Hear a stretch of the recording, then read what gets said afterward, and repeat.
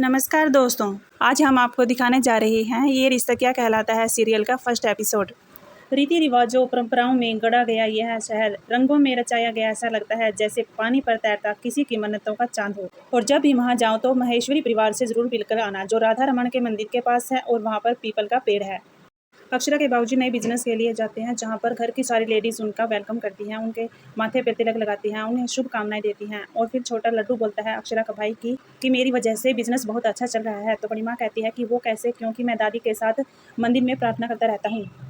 और यहाँ पर धनिया पीछे से भोला को डरा देती है। भोला डर जाता है, जिसे देखकर धनिया बोलती है कि इतना बड़ा हो गया है और दिल इतना छोटा है जो मुझे देखकर डर गया।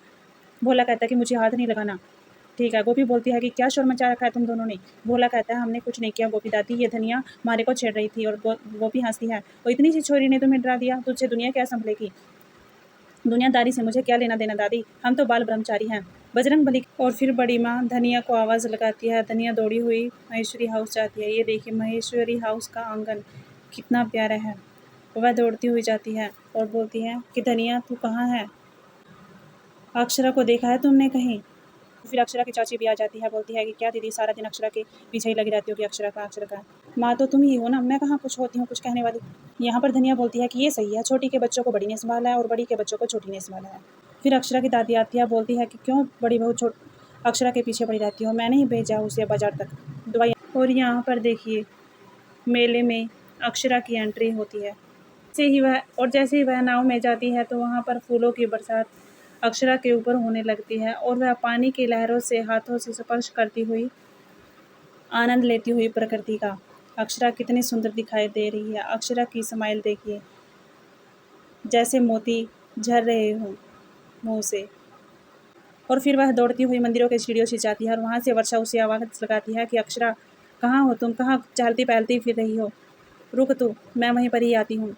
अक्षरा उसकी हंसी लगाने लगती है कि तुझे 2 कदम नहीं चला जाता, तेरी टांग दुखने लग गई हैं, तू जल्दी से ऊपर आ, फिर हम पूजा करने के लिए चलते हैं। फिर दोनों ही सहेलियाँ पूजा करने के लिए मंदिर के अंदर तक जाती हैं, जहाँ पर पुजारी उन्हें पूछते हैं कि बेटा तुम्हारी सारी मन्नतें पूरी हो जाए। दोनों हंसने लगती हैं।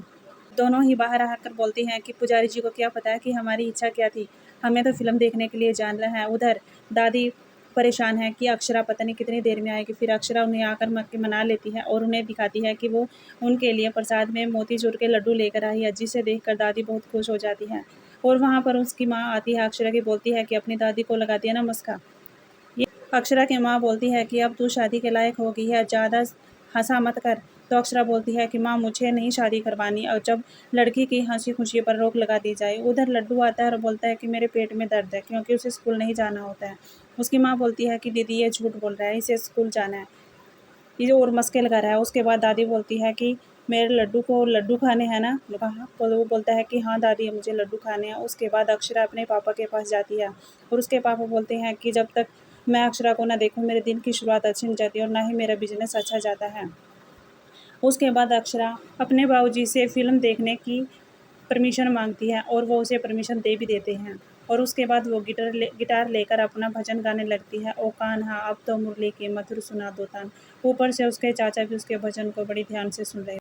आपको हमारी ये वीडियो कैसी लगी, लाइक कमेंट एंड सब्सक्राइब कीजिएगा।